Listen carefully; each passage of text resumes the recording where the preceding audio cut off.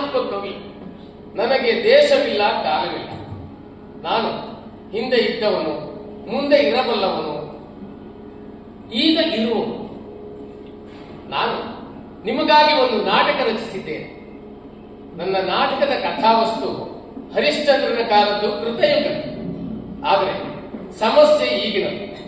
ನಮ್ಮದು, ನಿಮ್ಮದು, ಮನೆಗಳಲ್ಲಿ, ಶಾಲಾ ಕಾಲೇಜುಗಳಲ್ಲಿ, ಸರ್ಕಾರಿ ಕಚೇರಿಗಳಲ್ಲಿ ನಡೆಯುವಂತಹ ಈ ಕಥೆ ನಡೆಯುವಾಗ ಹರಿಶ್ಚಂದ್ರ ಸತ್ಯ ಹರಿಶ್ಚಂದ್ರನಾಗಿರಲಿಲ್ಲ.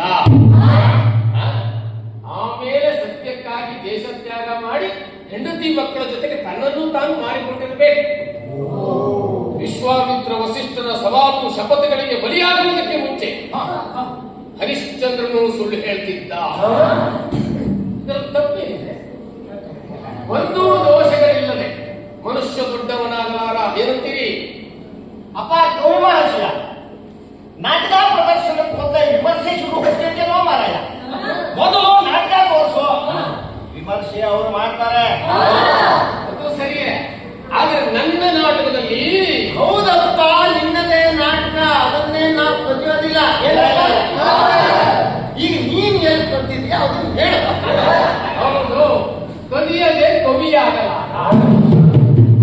ಇದನ್ನ ನಾವು ಸ್ಫೂರ್ತಿ ಅಂತ ಕರೀತೇವೆ. ಕಾವ್ಯ ಪುರಾಣವೂ ಅಲ್ಲ, ಚರಿತ್ರೆಯೂ ಅಲ್ಲ. ಹಾಗೆ ಕವಿ ದೇವರು ಅಲ್ಲ, ಋಷಿ ಮುನಿಯೂ ಅಲ್ಲ. ನಮ್ಮ ದೇವರುಗಳಿಗೆ ದೌರ್ಬಲ್ಯಗಳು ಇರಬೇಕಾದ್ರೆ ಸಾಮಾನ್ಯ ಮನುಷ್ಯನಾದ ನನಗೆ ದೌರ್ಬಲ್ಯಗಳಿರೋದಿಲ್ವೇ? ನಿನಗೆ ದೌರ್ಬಲ್ಯ ಇದೆಯಪ್ಪ, ಅದನ್ನು ಹೇಳೋಕೆ ಇಷ್ಟೊಂದು ಪಿಡಿಗೆ ಹಾಕಿದ್ದೆವೋ ಮರೆಯ. ನಾನು ಈ ನಾಟಕದ ಆರಂಭಿಕ ಕಥೆಯನ್ನು ಹೇಳ್ತೇನೆ. ಈ ಸತ್ಯ ಹರಿಶ್ಚಂದ್ರನ ಕಥೆಯನ್ನು ಓದಿಕೊಳ್ಳುವಾಗ ನನಗೆ ಹರಿಶ್ಚಂದ್ರನೇನೋ ಅರ್ಥವಾದ, ಆದ್ರೆ ಸತ್ಯ ಅರ್ಥವಾಗಲಿ. ಸತ್ಯದ ಬೆನ್ನು ಹತ್ತಿ ಪತಿವ್ರತೆಯರ ಕಥೆಗಳನ್ನು ಓದಿದೆ, ಋಷಿಮುನಿಗಳ ಕಥೆಗಳನ್ನು ಓದಿದೆ.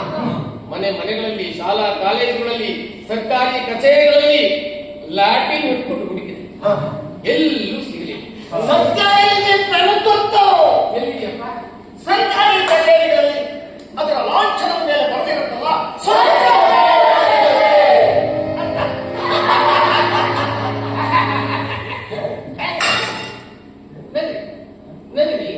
ನನಗೆ ಇನ್ನೇನು ಮಾಡ್ತೀರಾ? ಆಮೇಲೆ ನನಗೆ ಅರ್ಥವಾಗಿದ್ದೇನೆಂದ್ರೆ,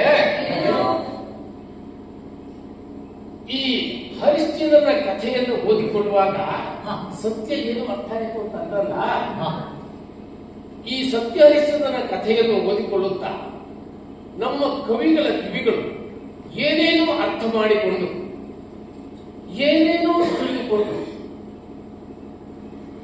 ಏನೇನೋ ಬರೆದು ಜಗತ್ತಿನಲ್ಲಿ ಇನ್ನು ಯಾರೂ ಸತ್ಯವನ್ನು ಹೇಳಲಾರದಂತ ಸ್ಥಿತಿಯಿಂದ ತಂದಿಟ್ಕೊಡಲ್ಲ. ಹೋಗಲಿ, ಈಗ ಮುಖ್ಯವಾದ ವಿಷಯ ಕೊಂಡ್ಬಿಟ್ಟೆ. ಎಲ್ಲ ಮಹಾರಾಜರ ಕಥೆಯಂತೆ ಹರಿಶ್ಚಂದ್ರ ಮಹಾರಾಜನಿಗೂ ಬಹಳ ಕಾಲ ಮಕ್ಕಳಿರಲಿಲ್ಲ. ಮಕ್ಕಳು ಬೇಕೆಂಬ ಹಂಬಲದಿಂದ ಏನೇನೋ ಮಾಡಿ ಆದರೂ ಮಕ್ಕಳಾಗಲಿಲ್ಲ. ಕೊನೆಗೆ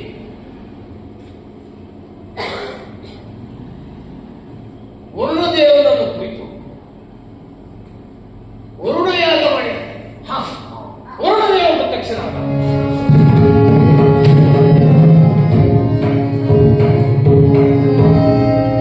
ಭಕ್ತ ಹರಿಶ್ಚಂದ್ರ, ನಿನ್ನ ಯಾಗಕ್ಕೆ ನಾನು ಪ್ರಸನ್ನರಾಗಿದ್ದೇನೆ. ಏನು ವರ ಬೇಕೋ ಕೇಳಿಕೊ, ನಮಗೆ ಪುತ್ರ ಪ್ರಾಪ್ತಿಯಾಗುವಂತೆ ಅನುಗ್ರಹಿಸುತ್ತೇವೆ. ತಥಾಸ್ತು. ಧನ್ಯೋಸ್ ದೇವಾ, ಧನ್ಯೋಸ್. ತಡೆ. ನನ್ನ ವರಕ್ಕೆ ಪ್ರತಿಫಲವಾಗಿ ನೀನೇನನ್ನ ಕೊಡುವೆ? ನಿಮ್ಮ ದೇವಾಲಯವನ್ನು ಕಟ್ಟಿಕೊಡುವೆ, ಕೆರೆ ಕಟ್ಟೆಗಳನ್ನು ನಿರ್ಮಿಸಿಕೊಡುವೆ, ಅನ್ನ ಛತ್ರಗಳನ್ನು ಸ್ಥಾಪಿಸಿಕೊಡುವೆ. ದೇವ, ನಾವುಗಳಿಂದಲೂ ನನಗೆ ಪ್ರಯೋಜನವಿಲ್ಲ ಹರಿಶ್ಚಂದ್ರ. ತಾವು ಏನನ್ನ ಅಪೇಕ್ಷಿಸುವಿರೋ ಅದನ್ನೇ ಕೊಡುತ್ತೇನೆ. ಹಾಗಾದರೆ ಸರಿಯಾಗಿ ಕೇಳಿಸಿ. ನಿನಗೆ ಹುಟ್ಟುವ ಮಗನಿಗೆ 8 ವರ್ಷವಾದ ಬಳಿಕ ವರುಣ ಯಾಗವನ್ನು ಮಾಡಿ ಅವನನ್ನು ನನಗೆ ಬಲಿ ಕೊಡಬೇಕು. ಅಪ್ಪ, ಹರಿಶ್ಚಂದ್ರನ ಮಾತು ನಿಂತಿತು, ಬಾಯೊಡಗಿತು. ಮಕ್ಕಳ ಆಸೆ ಆಸೆಗಾಗಿ ಸದ್ಯದ ಪರಿಸ್ಥಿತಿಯಿಂದ ಹೇಗೋ ಪಾರಾಗುವುದಕ್ಕಾಗಿ ನಿರ್ವಾಹವಿಲ್ಲದೆ ವರುಣನ ಮಾತಿಗೆ ಸಮ್ಮತಿಸಿದ. ಆದರೆ ನೋಡಿ, ಸತ್ಯ ಹೇಳಿದಷ್ಟು ವಾಸ್ತವಿಕ ಬದುಕಿನ ಕಾರ್ಯಾಚರಣೆಯಲ್ಲಿ ಸುಲಭ ಅಲ್ಲ. ಏನಂತೀರಿ? ಹಾಗೆ ಆಯಿತು. ವರುಣ ದೇವರ ಕೃಪೆಯಿಂದ ಹುಟ್ಟಿದ ಮಗ ರೋಹಿತನನ್ನು ಬಲಿಯಾಗಿ ಕೊಡಲಿಲ್ಲ. ಹರಿಶ್ಚಂದ್ರನ ಮಾತಿಗೆ ತಪ್ಪಿದ. ಕೊಟ್ಟ ಮಾತನ್ನು ತಪ್ಪಿದ್ದಕ್ಕಾಗಿ ಹರಿಶ್ಚಂದ್ರನ ಮೇಲೆ ಕೋಪಗೊಂಡ ವರುಣ ದೇವ ಕೋಸಲ ದೇಶಕ್ಕೆ ಭೀಕರ ಒಳಗಾಗುವುದು. ಹರಿಶ್ಚಂದ್ರ ಮಹಾರಾಜನಿಗೆ ಜಲೋದರ ರೋಗವನ್ನು ಉಂಟು ಮಾಡಿದ. ಕೋಸಲ ದೇಶ ಭೀಕರ ಬರಗಾಲದಿಂದ ತತ್ತರಿಸಿ ಹೋಗಿದೆ. ಹರಿಶ್ಚಂದ್ರ ಮಹಾರಾಜ ರೋಗಶೆಯಲ್ಲಿ ಮಲಗಿದ್ದಾನೆ. ಈ ದೇಶದ ಮಧ್ಯಮ ವರ್ಗದ ಜನ ಅದು ಹೇಗೆ ಬದುಕಿ ಉಳಿಯುವರೋ ತಿಳಿಯದಾಗಿದೆ. ದೇಶದ ಜನರೆಲ್ಲ ಯಾಚಕರಾಗಿ ಕೈಚಾಚಿ ನಿಂತರೆ ನೀಡುವವರು ಯಾರು?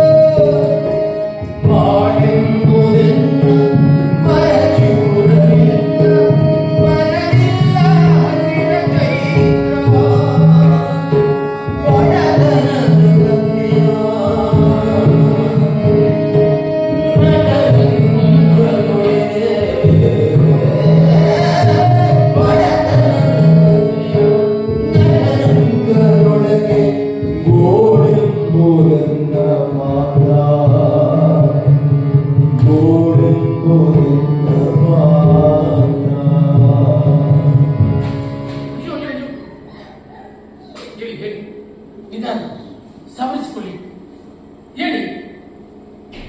ಅಯ್ಯ, ದಾನಶೀಲರಾದ ನಾಗರಿಕರೇ, ನೀವು ಬ್ರಾಹ್ಮಣರೇನು? ಅಯ್ಯ ಯಾಚಕರೇ, ನಾನೊಬ್ಬ ಕವಿ, ನನಗೆ ಜಾತಿ ಇಲ್ಲ. ಬ್ರಾಹ್ಮಣರಿಂದ ನಿಮಗೆ ಏನಾಗಬೇಕಿತ್ತು? ಮತ್ತೆ ನೀವೆಲ್ಲ ಯಾರು? ಅಯ್ಯ, ನನ್ನ ಹೆಸರು ಅಜೀಗಂತ. ಇವಳು ನನ್ನ ಹೆಂಡತಿ ಸುಕ್ರತೆ. ಇವನು ನನ್ನ ಹಿರಿಯ ಮಗ ಶ್ರೀಮಂತ. ಇಲ್ಲಿ ಇವಳ ಹೆಗಲ ಮೇಲೆ ಮಲಗಿರುವವನು ಕಿರಿಯ ಮಗ ಸಂತೃಪ್ತ. ನಮ್ಮಿಬ್ಬರ ಮಧ್ಯೆ ನಡೆಯಲಾಗದೆ ನಡೆದು ಬರುತ್ತಿರುವವನು ಮಧ್ಯಮ ಪುತ್ರ ಶುನಶೇಪ. 3 ದಿನದಿಂದಲೂ ಹೊಟ್ಟೆಗೆ ಅನ್ನವಿಲ್ಲದೆ ಮಕ್ಕಳು ಸ್ವರಗಿ ಹೋಗಿವೆ. ಹಸಿವಿನ ಬಿಸಿ ಒಡಲ ಉರಿ ತಾಳಲಾಗದೆ ಹಳ್ಳಿಯನ್ನು ಬಿಟ್ಟು ಈ ಅಯೋಧ್ಯ ನಗರಕ್ಕೆ ಬಂದಿದ್ದೇವೆ. ಮನುಷ್ಯನಿಗೆ ಹೊಟ್ಟೆ ಒಂದು ಇಲ್ಲದಿದ್ರೆ ಎಷ್ಟು ಸುಖ ಇರ್ತಿತ್ತು. ಅಯ್ಯ, ಹಾಗೆ ಅನ್ನದಿರಿ. ಹೊಟ್ಟೆ ಇದ್ದರೂ ಇರಲಿ, ಮನುಷ್ಯನಿಗೆ ಹಸಿವೊಂದಿರಬಾರದಿತ್ತು. ಅಯ್ಯ, ನಾಗರಿಕರೇ, ಹರಿಶ್ಚಂದ್ರ ರಾಯನ ದರ್ಶನ ಮಾಡಿ ನಮ್ಮ ದಾರಿದ್ರ್ಯವನ್ನು ನೀಗಿಸಿಕೊಳ್ಳಬೇಕೆಂದಿದ್ದೇನೆ. ಅದು ಸಾಧ್ಯವಾಗುವುದೇ? ಅಯ್ಯ ಯಾಚಕರೇ, ನಿಮ್ಮ ದುರ್ವಿಧಿಯನ್ನು ನಾನೇನೆಂದು ಹೇಳಬೇಕೋ ತಿಳಿಯದಾಗಿದೆ. ಈಗಾಗಲೇ ಜಲೋದರ ರೋಗದಿಂದ ಬಳಲುತ್ತಿರುವ ಹರಿಶ್ಚಂದ್ರ ಮಹಾರಾಜನ ಈ ಸ್ಥಿತಿಯಲ್ಲಿ ನಿಮ್ಮ ಅಭಿಲಾಷೆ ಈಡೇರುವುದಿಲ್ಲ ಎಂದೇ ನನಗನಿಸುತ್ತದೆ. ಇಷ್ಟರ ಮೇಲೆ ನಿಮ್ಮ ಅದೃಷ್ಟ. ಅಯ್ಯೋ, ವಿಧಿಯ ಲೀಲೆಯೇ!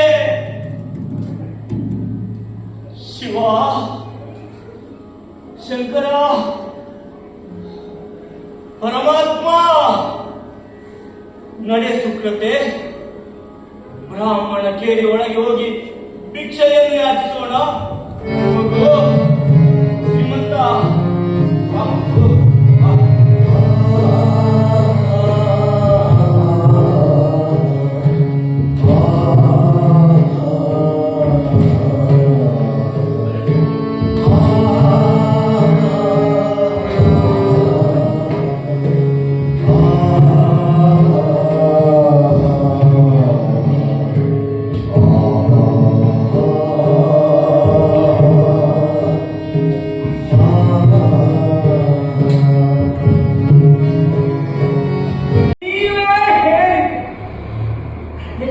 ಮಕ್ಕಳನ್ನು ಯಾರಾದರೂ ಮಾರಿಕೊಳ್ಳುತ್ತಾರೆ ಪುರೋಹಿತ.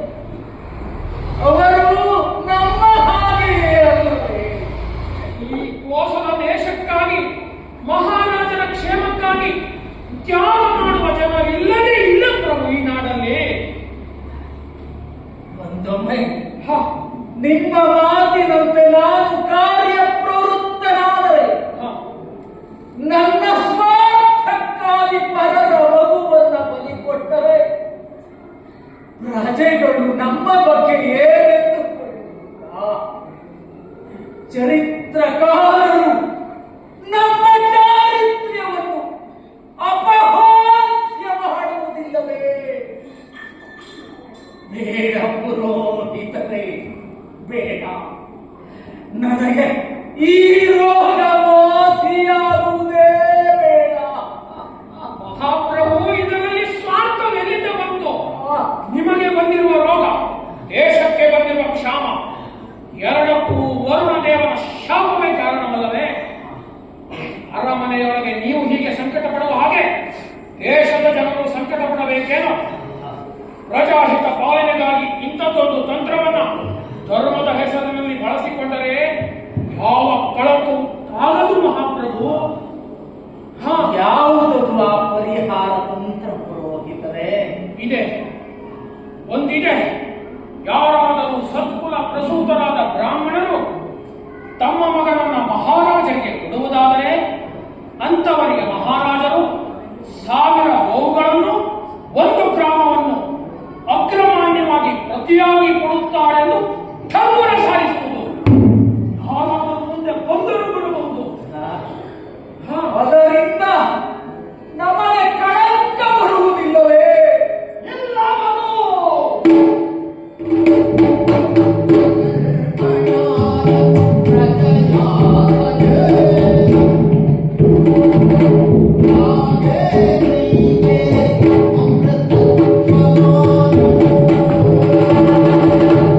ಮಹಾಮುನಿ ವಸಿಷ್ಠರಿಗೆ ಪ್ರಣಾಮಗಳು.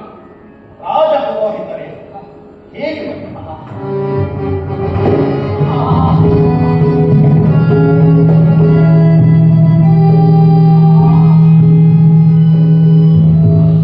ಹಾಗೆಯೇ ಹೋಗಿ ಬನ್ನಿ. ಅಪ್ಪಣೆ. ಗುರುಗಳೇ, ಗುರುಗಳೇ, ಪ್ರಣಾಮಗಳು. ವಿಶ್ರಾಂತಿ. ಗುರುಗಳೇ, ಇಲ್ಲವೋ? ನಿನಗೆ ಕಳಂಕ ಹತ್ತದ ಹಾಗೆ ನೋಡಿಕೊಳ್ಳುವುದು ನಮ್ಮ ಜವಾಬ್ದಾರಿ. ಪ್ರಜಾಹಿತ ಪಾಲನೆಯಲ್ಲಿ ಪ್ರಾಣ ಹೋಗುವ ಸಂದರ್ಭದಲ್ಲಿ ಮಾಡುವ ದೋಷಗಳು ದೋಷವಲ್ಲ. ಅದು ಅಲ್ಲದೆ ಯಾಗ ಮಾಡುವಾಗ ದಾನ ಧರ್ಮಾದಿಗಳನ್ನು ಯಥೇಚ್ಛವಾಗಿ ಕೊಟ್ಟರೆ ಪಾಪ ಪರಿಹಾರವಾಗುತ್ತದೆ.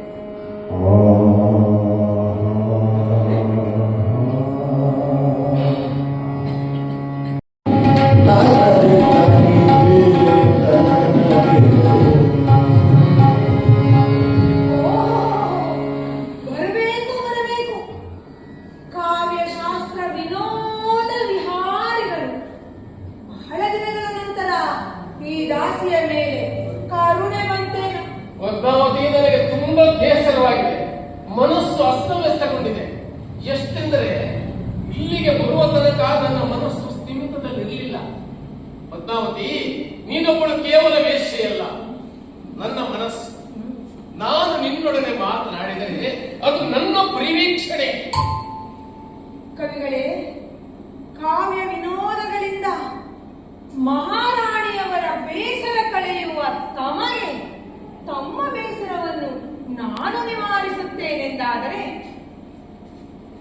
ನಾನೇ ಧನ್ಯ.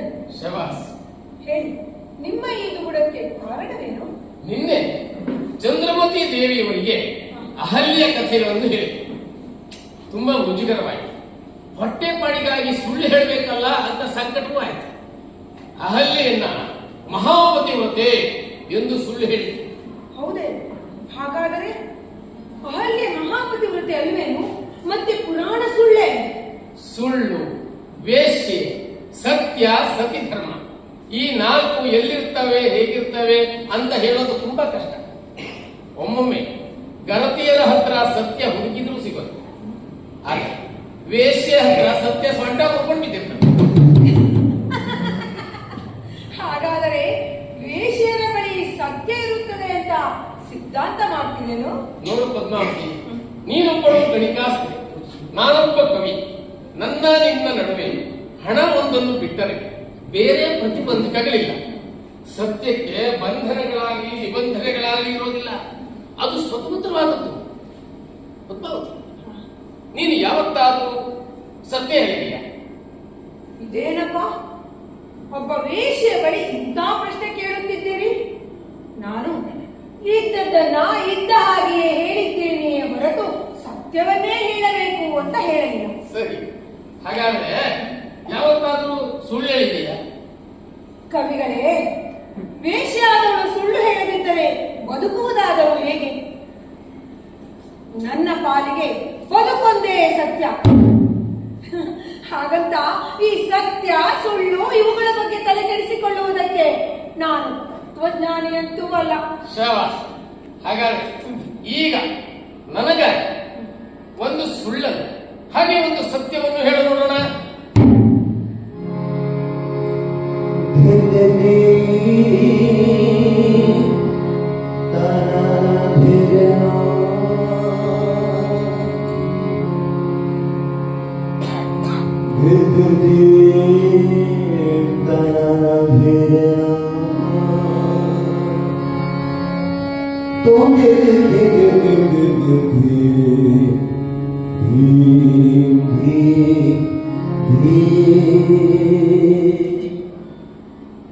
ಸ್ವಾಮಿ, ನೀವು ನನ್ನನ್ನು ಅಗ್ನಿ ಸಾಕ್ಷಿಯಾಗಿ ಸಪ್ತಪದಿ ತುಳಿದು ಕೈ ಹಿಡಿದ ಪತಿ. ನಾನು ನಿಮ್ಮ ಅರ್ಧಾಂಗಿ, ಸದಾ ನಿಮ್ಮ ಜ್ಞಾನದಲ್ಲೇ ಇರುವವಳು. ನೀವಿಲ್ಲದ ಈ ಮನೆ ಒಂದು ಸ್ಮಶಾನ. ನೀವು ನನ್ನೊಡನಿದ್ದರೆ ಆಹಾ, ಈ ಸ್ಮಶಾನವೇ ಒಂದು ಅರಮನೆ. ಸ್ವಾಮಿ, ನಾನು ನಿಮ್ಮನ್ನು ನನ್ನ ಪ್ರಾಣಕ್ಕಿಂತ ಹೆಚ್ಚಾಗಿ ಪ್ರೀತಿಸುತ್ತೇನೆ.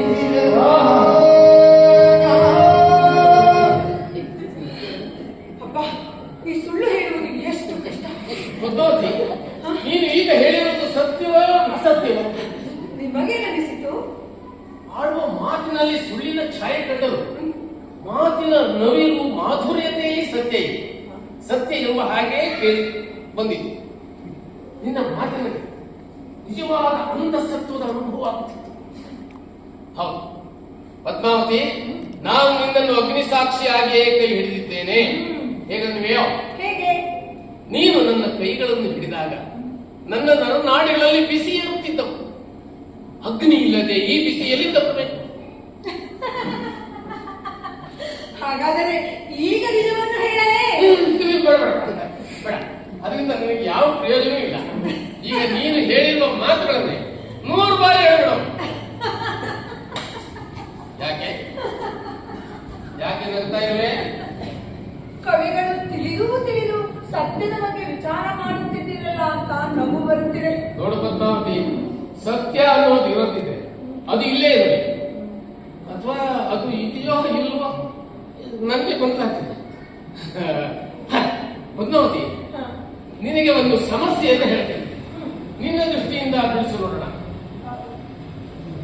ಹೇಳಿ, ಪ್ರಯತ್ನಿಸುತ್ತೇನೆ. ಬದುಕಿನಲ್ಲಿ ಸತ್ಯವನ್ನೇ ಹೇಳಬೇಕು, ಅದರಂತೆ ನಡೆಯಬೇಕು ಎಂದು ಹಠತೊಟ್ಟ ಮಹಾರಾಜನೊಬ್ಬ ದೇವರ ವರದಿಂದ ಪುತ್ರನನ್ನು ಪಡೆಯುತ್ತಾನೆ. ದೇವರು ವರ ಕೊಡುತ್ತಾನೆ. ಕೊಟ್ಟ ಮೇಲೆ ಹುಟ್ಟಿದ ಮಗುವನ್ನು ತನಗೇ ಬಲಿ ಕೊಡಬೇಕು ಎಂದು ಕೇಳುತ್ತಾನೆ. ಆಗ ಮಹಾರಾಜ ಒಪ್ಪಿ ಬಿಡುತ್ತಾನೆ. ಹೌದು, ನೀವು ಹೇಳುತ್ತಿರುವುದು ಹರಿಶ್ಚಂದ್ರ ಮಹಾರಾಜರ ವಿಷಯ ಅಲ್ವೇ? ಹೌದು. ಆದರೆ ಈ ವಿಷಯ ನಿನಗೆ ಮೊದಲೇ ತಿಳಿದಿದೆಯೋ? ಇಡೀ ದೇಶಕ್ಕೆ ಗೊತ್ತಿರದ ಸುದ್ದಿ ಮೊದಲು ನನ್ನ ಮನೆಯ ಪಲ್ಲಂಗದ ಮೇಲೆ ಕುಳಿತು ನಂತರ ದೇಶಕ್ಕೆ ತಿಳಿಯುತ್ತದೆ. ಶಬಾಷ್. ಹಾಗಾದ್ರೆ ಈ ಸಮಸ್ಯೆಗೆ ಪರಿಹಾರವೂ ನಿನಗೆ ತಿಳಿದಿದೆ ಅಂತಾಯ್ತು. ಮಹಾರಾಜರಾದವರಿಗೆ ಇವೆಲ್ಲ ಸಮಸ್ಯೆಗಳೇ ಅಲ್ಲ. ಏಕೆಂದರೆ ಅವರ ಬಳಿ ಹಣವಿಲ್ಲವೇ, ಅಧಿಕಾರವಿಲ್ಲವೇ, ಪುರೋಹಿತರಿಲ್ಲವೇ, ಜ್ಯೋತಿಷಿಗಳಿಲ್ಲವೇ, ಇಲ್ಲ ಕವಿಗಳಿಲ್ಲವೇ. ಅಂದರೆ ಈಗಾಗಲೇ ನಿಮ್ಮ ಮಹಾರಾಜರು 1000 ಗೋವುಗಳನ್ನು ಅಗ್ರಹಾರ ಮಾನ್ಯವನ್ನು ಕೊಟ್ಟು ಬ್ರಾಹ್ಮಣ ಬಾಲಕನೊಬ್ಬನನ್ನ ಕೊಳ್ಳಲು ನಿರ್ಧರಿಸಿದ್ದಾರೆ. ಏನಂದ್ರೆ ನೀನು ಹೇಳುತ್ತಿರುವುದು ನಿಜವೇನು? 1000 ಗೋವುಗಳನ್ನು ಅಗ್ರಹಾರ ಮಾನ್ಯವನ್ನು ಪಡೆದು ಬೆಲೆಗೆ ಮಕ್ಕಳನ್ನು ಮಾರಿಕೊಳ್ಳುವವರು ಈ ದೇಶದಲ್ಲಿ ಇದ್ದಾರೇನು? ಯಾಕೆ ನಿಮ್ಮ ಮುಂದೆ ಸ್ವತಃ ನಾನೇ ನಿಂತಿರುವುದು ನಿಮಗೆ ಕಾಣುತ್ತಿಲ್ಲವೇನು? ಬೆಲೆಗೆ ಮೈ ಮಾರುವುದು ನನ್ನ ಬದುಕು. ಈ ಬದುಕು ಏನನ್ನ ಬೇಕಾದರೂ ಮಾಡಿಸುತ್ತದೆ. ಹಸಿವು, ಹಣ, ಅಧಿಕಾರ, ಗೌರವ, ಅಂತಸ್ತುಗಳಿಗಾಗಿ ಏನನ್ನ ಬೇಕಾದರೂ ಮಾಡಿಸುತ್ತದೆ ಕವಿಗಳೇ. ಆದರೆ ಇದು ಅನ್ಯಾಯ. ಇದು ಅನ್ಯಾಯ. ತನ್ನ ಮಗನನ್ನು ಉಳಿಸಿಕೊಳ್ಳುವುದಕ್ಕಾಗಿ ಬೇರೊಬ್ಬ ಮಗನನ್ನು ಬೆಲೆಗೆ ಕೊಂಡು ಬಲಿ ಕೊಡುವ ಅನ್ಯಾಯವನ್ನ ನಾನು ನಂಬೋದಾದ್ರೂ ಹೇಗೆ? ನಿಮಗೆ ನಿಮ್ಮ ಆಶ್ರಯದಾತರ ತಪ್ಪುಗಳು ಗೋಚರವಾಗುವುದಿಲ್ಲ. ಏಕೆಂದರೆ ಅನ್ಯಾಯಗಳಿಗೆ ನೀವು ಪರೋಕ್ಷವಾಗಿ ಬೆಂಬಲಿಸುತ್ತೀರಿ. ಅನ್ಯಾಯವನ್ನ ಗುರುತಿಸಬೇಕಾದರೆ ರಾಜದ್ರೋಹಿಯಾಗಿರಬೇಕು, ಇಲ್ಲವೇ ನನ್ನ ಹಾಗೆ ವೇಶ್ಯರಾಗಿರಬೇಕು. ಸಾಕು, ನಿಲ್ಲಿಸು ಪದ್ಮಾವತಿ. ನನಗೆ ತುಂಬಾ ಆಯಾಸವಾಗಿದೆ, ಮನಸ್ಸು ಅಸ್ತವ್ಯಸ್ತಗೊಂಡಿದೆ. ಬಾ, ಇದನ್ನು ಹೇಗಾದ್ರೂ ಮಾಡಿ ತಣಿಸು. ಬಾ.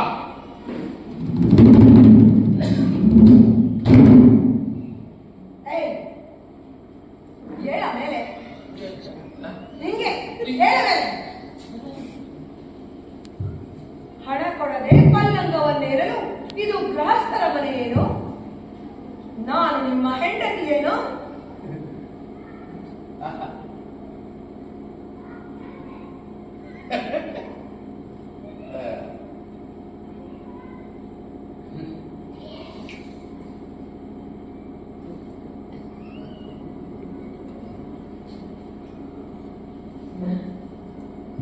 ತೆಗೆದುಕೋ ಪದ್ಮಾವತಿ.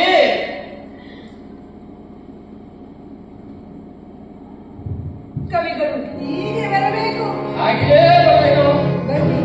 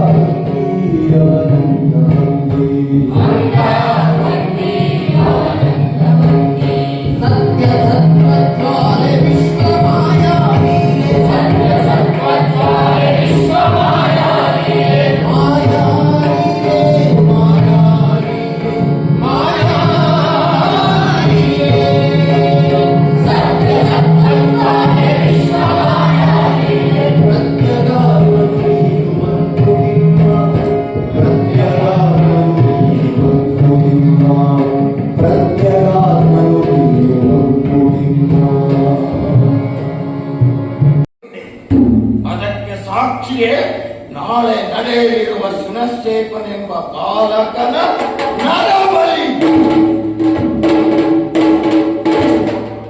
ಕ್ಷಾಮಕಾಲದಲ್ಲಿ ಮಂತ್ರಶುದ್ಧಿ ಇಲ್ಲದ ಗೋಮಾಂಸ ಭಕ್ಷಿಸಿದರು ಎಂದು ಪ್ರಚಾರ ಮಾಡಿ ನಮ್ಮ ಕುಟುಂಬವನ್ನ ಚಾಂಡಾಲರೆಂದು ಬಹಿಷ್ಕರಿಸಿದ ಆ ವಸಿಷ್ಠರಿಗೆ ಇದೆಲ್ಲ ದೊಡ್ಡದೆನಿಸುವುದಿಲ್ಲ.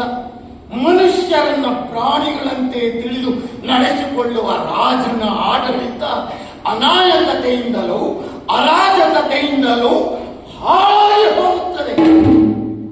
ಇದಕ್ಕೆ ನೀವೆಲ್ಲರೂ ಪ್ರತಿರೋಧವನ್ನು ವ್ಯಕ್ತಪಡಿಸಬೇಕು. ನಾಳೆ ನಡೆಯುವ ನರಬಲಿಯನ್ನ ಪಡೆಯಬೇಕು.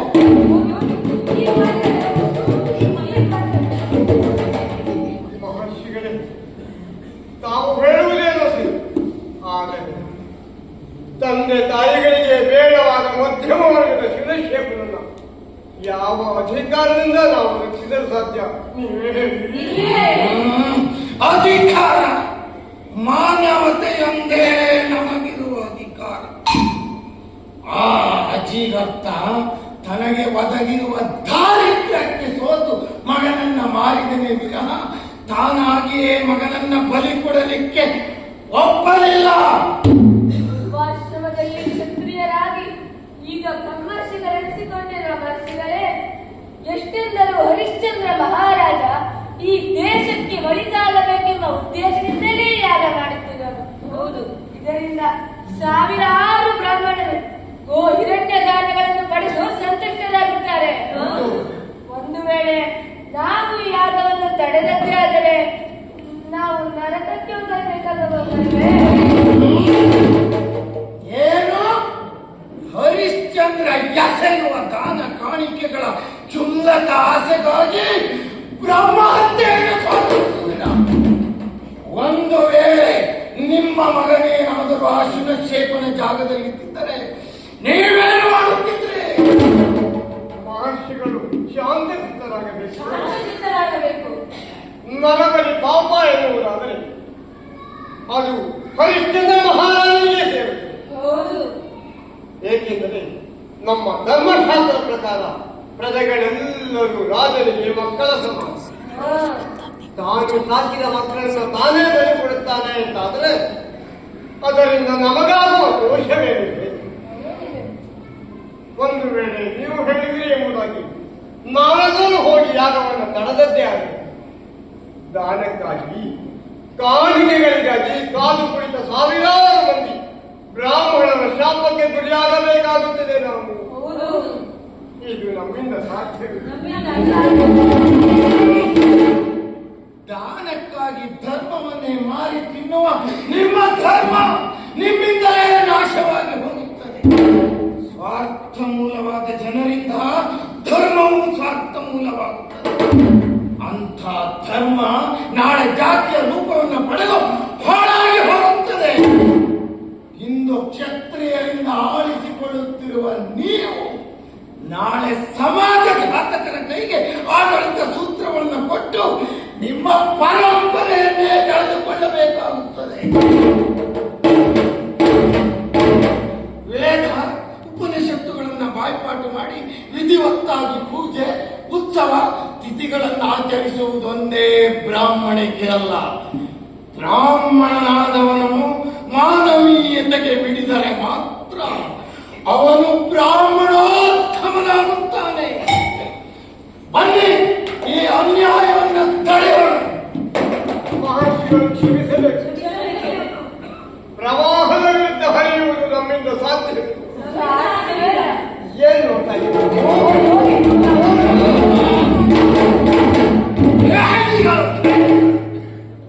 ಗುರುಗಳೇ, ಎಲ್ಲರೂ ಹೊರಟು ಹೋದರು, ಈಗೇನು ಮಾಡುವುದು? ಋಷಿಕುಮಾರರೇ, ನೀವೇನು ಯುವಕರು, ವಿಚಾರಪರರು, ಸ್ವಾರ್ಥರಹಿತರು. ನಿಮ್ಮಲ್ಲಿ ಮಾನವೀಯ ಅನುಕಂಪವಿದೆ. ಈಗಲೇ ಯಾಗ ನಡೆಯುವ ಸ್ಥಳಕ್ಕೆ ಹೋಗಿ ನಿಮ್ಮ ತರ್ಕಬದ್ಧ ಮಾತುಗಳಿಂದ ಹೇಗಾದರೂ ಮಾಡಿ ಅನ್ಯಾಯವನ್ನು ತಡೆ. ನಿಮ್ಮ ಅಪ್ಪಣೆಯಂತೆ ಆಗಲಿ. ಗುರುಗಳೇ, ನೀವು ನಮ್ಮೊಂದಿಗೆ ಬರುವುದಿಲ್ಲವೇ? ಆಹ್ವಾನವಿಲ್ಲದೆ ನಾವಲ್ಲಿಗೆ ಹೋಗಲಾರೆವು.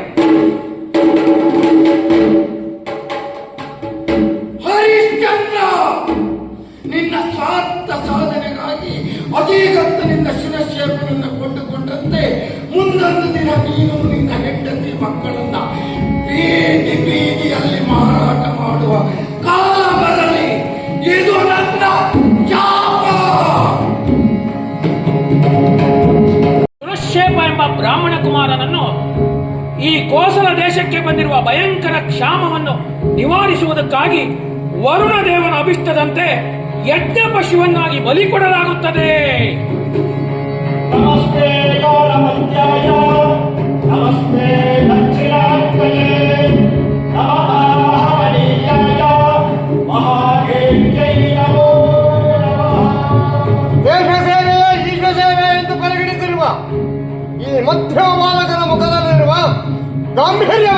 ನೋಡಿ ಇತಿಹಾಸದಲ್ಲಿ ಆಗಲಿ ಪುರಾಣದಲ್ಲಿ ಆಗಲಿ ಹುಡುಕಿದರೂ ಇಂತಹ ಬಾಲಕ ಸಿಗಲಿಕ್ಕಿಲ್ಲ.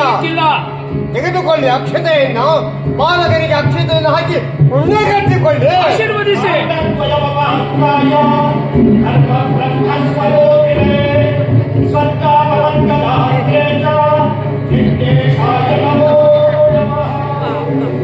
ನಾವೆಲ್ಲರೂ ಸಾವಿಗೆ ಅಂಜುತ್ತೇವೆ, ಆದರೆ ಈತನಿಗೆ ಮರಣವೇ ಮಹಾನವಮಿ.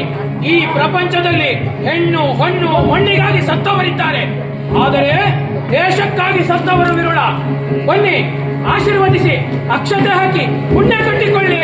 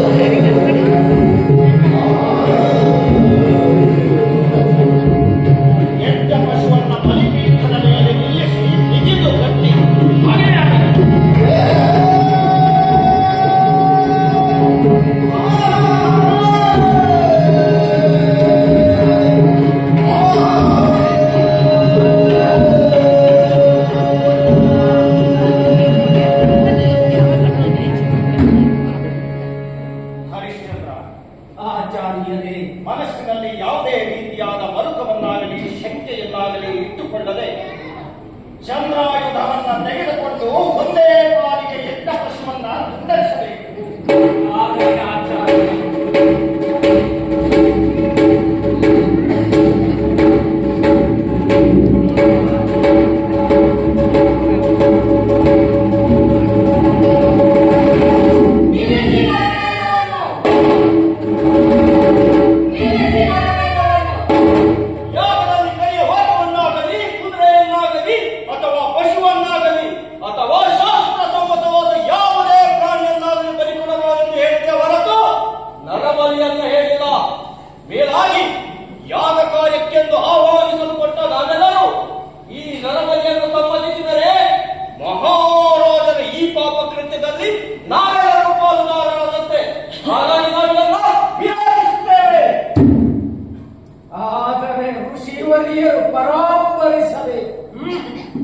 ತಂದೆ ತಾಯಿಗಳಿಗೆ ಬೇಡದವನಾದ, ಮಾತು ಬಾರದೆ ಮೂಕನಾಗಿರುವ ಶುನಶ್ಯೇಪನೆಂಬ ಈ ಬಾಲಕನನ್ನ ನಾವು ಬೆಲೆ ಕೊಟ್ಟು ಕೊಂಡುಕೊಂಡಿದ್ದೇವೆ. ಹೌದು.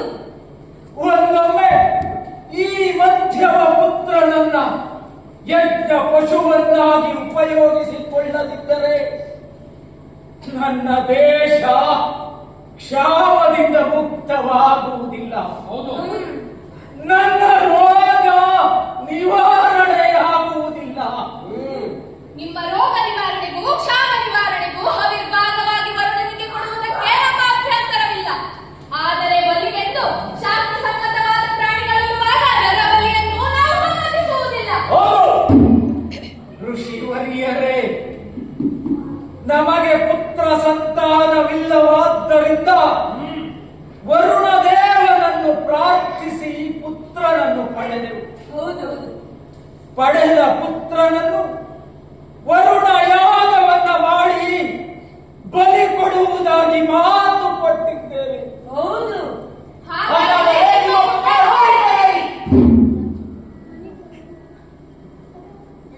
ಇದ್ದಾನೆ. ಪಿತೃವಾಕ್ಯವನ್ನ ಧಿಕ್ಕರಿಸಿ ಯಾರಿಗೋ ಕಾಣದಂತೆ ತಲೆಮರೆಸಿಕೊಂಡಿದ್ದಾರೆ. ಹಾಗಾಗಿಯೇ ಈ ಶುನಶ್ಚೇಪನೆಂಬ ಮೂಕ ಬಾಲಕನನ್ನು ರೋಹಿತ ಕುಮಾರನ ಬದಲಿಗೆ ಬಲಿ ನೀಡುತ್ತಿದ್ದೇವೆ. ಇದು ಸ್ವಾರ್ಥ. ನಿಮ್ಮ ಮಗನ ಬದಲಿಗೆ ಬೇರೊಬ್ಬನ ಮಗನನ್ನು ಬಲಿ ಕೊಡುವುದು ಅನ್ಯಾಯ. ಹಾಗೆಂದು ನಿಮ್ಮ ಮಗನ ಬಲಿಯನ್ನು ಸಮರ್ಥಿಸುತ್ತೇವೆ ಎಂದು ತಿಳಿಯಬೇಡಿ. ನಾವು ಅದನ್ನು ವಿರೋಧಿಸುತ್ತೇವೆ. ನರಬಲಿ ಕೂಡಲು ರಾಜ್ಯ ಪಾಲನೆಯಲ್ಲಿ ಜೀವ ಬಲಿಗಳು ಸರ್ವೇ ಸಾಮಾನ್ಯವಲ್ಲದೆ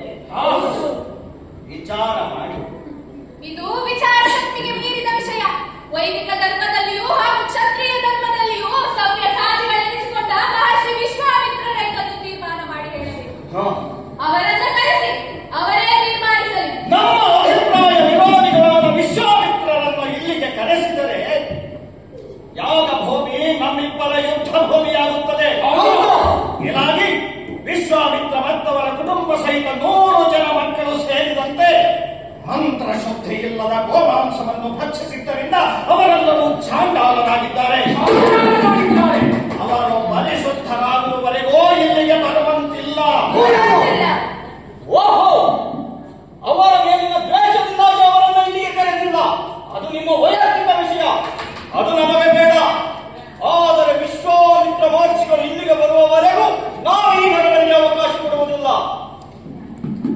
ದಾನಕ್ಕಾಗಿ ದಕ್ಷಿಣೆಗಾಗಿ ಆಗಮಿಸಿರುವ ಬ್ರಾಹ್ಮಣ ಬಂಧುಗಳೇ, ಕಾರ್ಯಕ್ಕೆ ದಾನಕ್ಕಾಗಿ ದಕ್ಷಿಣೆಗಾಗಿ ಆಗಮಿಸಿರುವ ಬ್ರಾಹ್ಮಣ ಬಂಧುಗಳೇ, ಮಹಾಮಹಿಮರುಗಳಾದ ಋಷಿಗಳನ್ನ ಗೋತ್ರದ ಮೂಲ ಪುರುಷನೆಂದು ಹೇಳಿಕೊಳ್ಳುವ ನೀವು ಋಷಿ ಸಂಬಂಧವಾದ ಈ ವಿಚಾರದಲ್ಲಿ ಹೇಡಿಗಳಾಗಿ ವರ್ತಿಸುತ್ತಿದ್ದೀರಿ.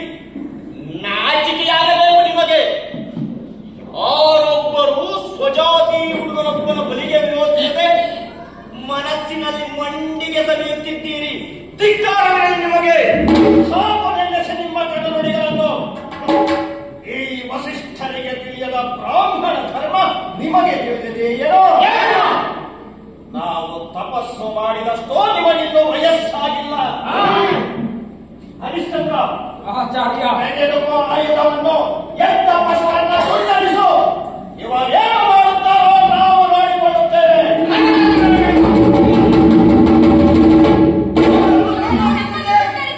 ನಂತರ ಶುಭಶೇಪನನ್ನು ಬಲಿಕೊಡಿ. ಪುರೋಹಿತರೇ, ಏನು ಮಾಡುತ್ತಿದ್ದೀರಿ? ಏಕರನ್ನು ಯಾಗಶಾಲೆಯಿಂದ ಹೊರದಪ್ಪಿ.